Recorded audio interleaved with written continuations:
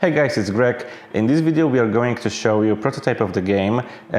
Basically we don't even have a prototype. We played it only on a tabletop simulator, and the game is available publicly so everyone can try it. The game is Hijacked, and the theme of the game is basically players are negotiators that are trying to somehow manage the hijacked situation of the plane. And now you need to set things straight. So just check out this video what Hijacked can offer, and remember that the game is going to be on a crowdfunding platform, I think next week.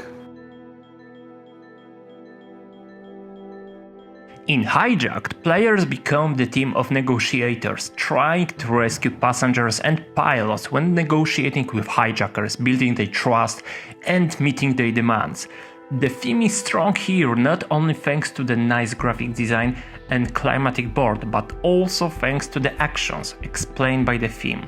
Each turn you are going to roll 2 dice, which you can use to get the items required to meet the demands, slow down the police squad trying to reach the plane, collect passenger cards if the criteria are met, and finally persuade hijackers to leave the plane one by one. You can also use dice to build trust by drawing cubes from the bag, becoming more trusted with green ones, and terminating this action by drawing a red one.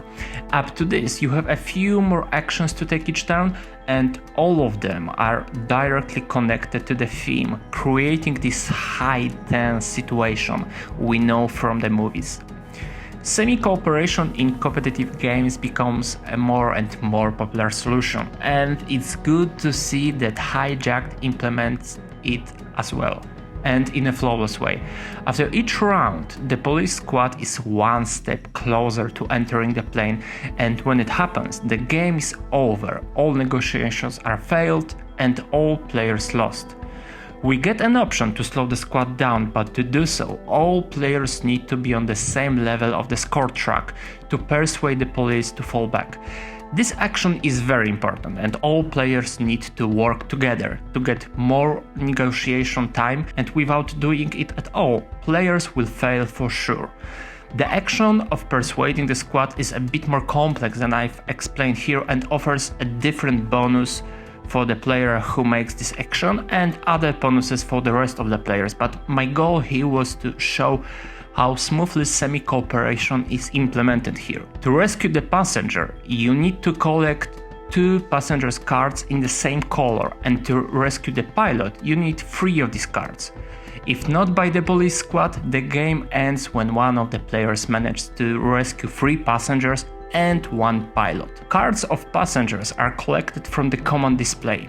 Normally, all of the cards should be laid face down, but there comes a twist, limiting the randomness. Once you collect the card from the display, you have to flip adjacent cards, making them visible to all players. Why?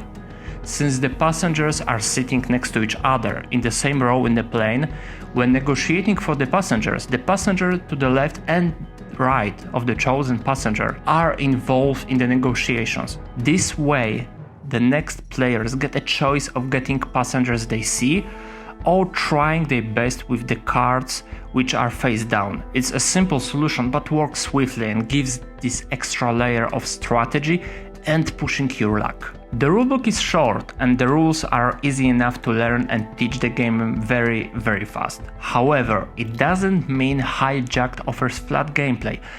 All of the fun is focused on cooperation and interaction between the players.